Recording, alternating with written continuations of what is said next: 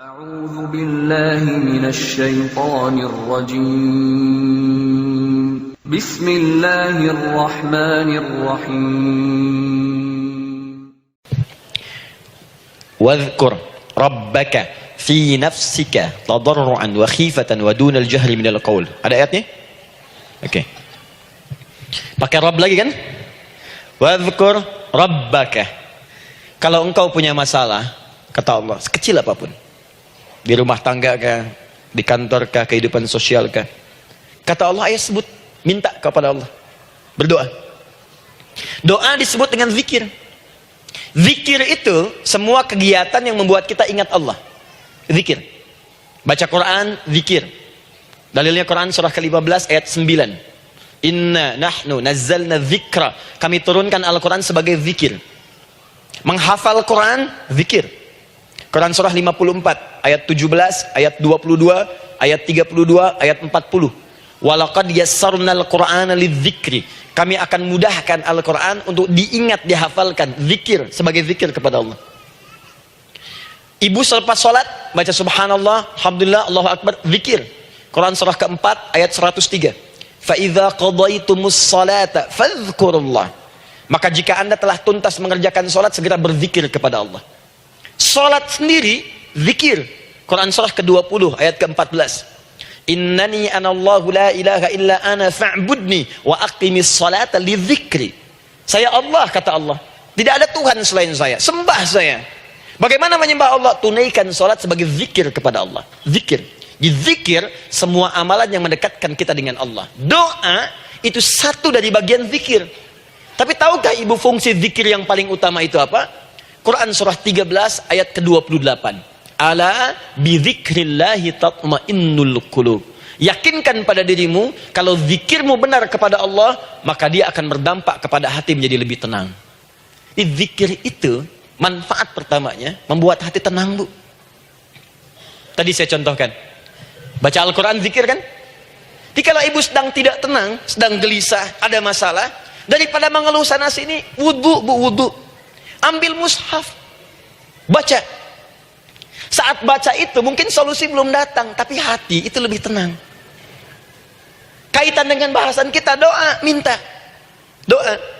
Jadi kalau orang punya masalah itu, kalau berdoa, walaupun solusinya belum datang, walaupun kemudian jawabannya belum tiba, minimal hati ibu itu tenang.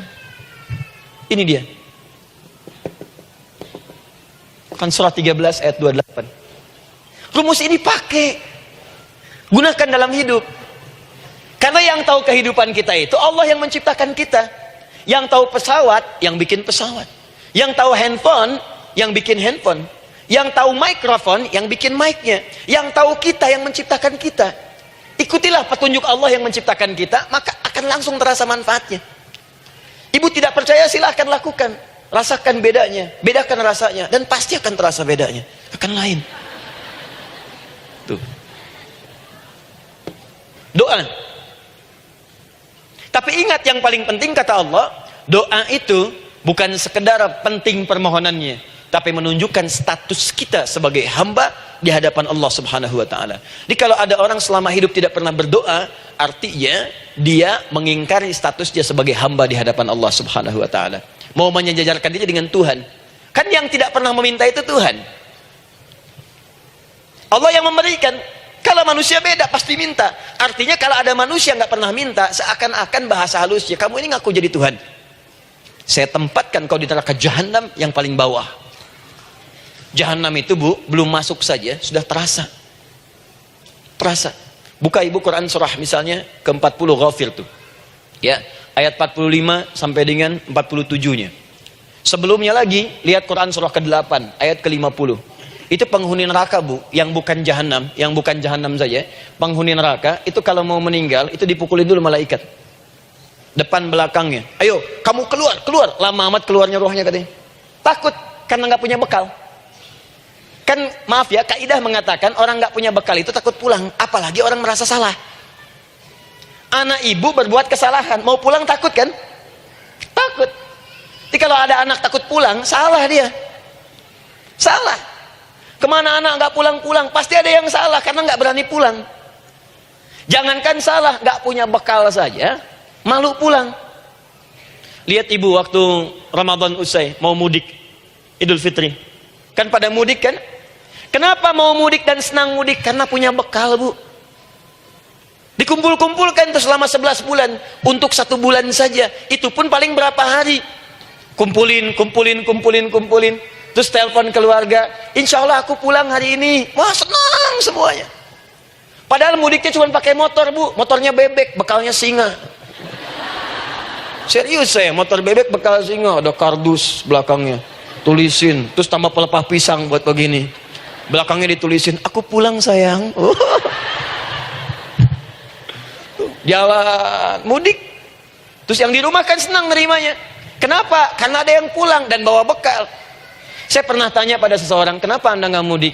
Nggak ada bekal Ustaz. Nggak ada bekal, malu pulang. Kebayang nggak saat pulang menghadap Allah nggak punya bekal?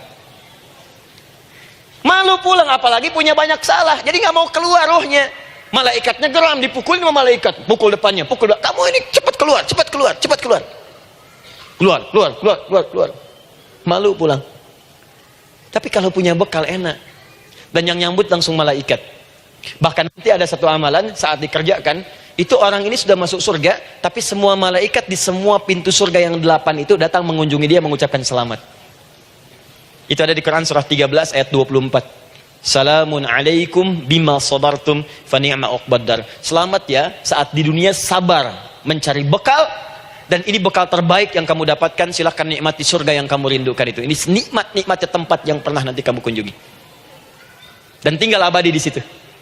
Yang nyambut malaikat. Bayangkan semua malaikat, Bu. Semua malaikat dari pintu surga datang nyambut dia. Wah, Masya Allah, ada malaikat Jibril, Israfil, malaikat maut. Maaf ya, dicabut kemarin. Biasa. Selamat. Dunia aja kalau ada yang nyambut senang kan? Rumah dicet, datang, sambut depan rumah. Semua hidangan ada. Oh, Masya Allah. Bahkan yang tidak ada jadi ada. Luarnya kongguan, dalamnya rangginang gitu kan. Wah, muncul semua. Paham ya? Jadi ini bagian pertama. Jadi kita katakan kenapa manusia mesti berdoa? Jawabannya karena manusia itu hamba. Dan doa itu adalah fitrah, bagian dari kehidupan. Kenapa manusia mesti berdoa? Karena ada komitmen dari Allah. Setiap dia mendapatkan sebuah persoalan, maka Allah akan jawab dan berikan jawaban dari semua persoalannya. Jalan mendapatkan jawaban itu adalah doa.